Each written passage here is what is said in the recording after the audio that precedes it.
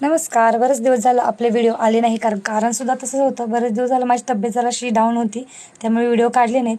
आणि मी रक्षाबंधननिमित्त माझ्या नंदेच्या घरी आली होती, तर मी तुम्हाला तिथलं माझं रुटीन कसं असतं हे थोडंसं मी तुमच्याशी शेअर करणार आहे. आणि बघा, वातावरण किती छान आहे, सगळं हिरवं हिरवं मस्त झालेलं आहे. जवळच लवजी स्टेशनसुद्धा आमच्या ताईच्या घरापासून आहे आणि खूप छान वाटतं ते गेल्यावरती. तुम्हाला माहिती आहे का, तिकडे गेल्यावरती मी अजिबात लवकर उठत नाही. जवळपास 9:30 ते 10 वाजले होते मला उठायला.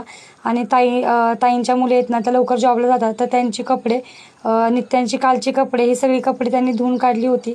मी फक्त चिमटे लावायला आली होती वरती. आणि आज मस्त ऊन पडलं होतं. आता बघा, सगळ्या कपड्यांना मी चिमटे लावून घेतलेले आहेत. आता एक सुद्धा कपडा खाली पडणार नाही. ऊन आहे तोपर्यंत कपडे सुद्धा थोडेसे सुकून जातील. इथे ना हवा खूप छान येते आणि डोंगर बघा झूम केल्यावरती किती छान वगैरे दिसतो. छान वाटतं, हवा खेळती राहते, जास्त गरम होण्याचं टेन्शन नसतं इथे.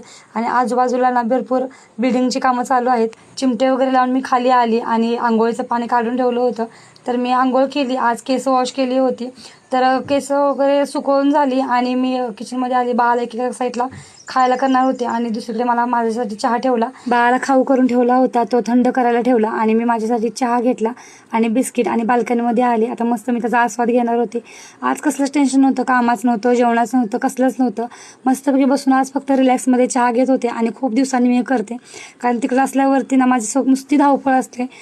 कपडे धुणं, भांडी या सगळ्याची, बाळाला आंघोळ असतं, खाणं चालणं असतं. आणि आज मस्त बघा मी रिलॅक्समध्ये बसून कसे चहा वगैरे घेते आणि त्यांनी बघा कसा मस्तपैकी हॉलमध्ये खेळतोय. आणि असं असतं माझं 12 वाजेपर्यंत तिथलं रुटीन.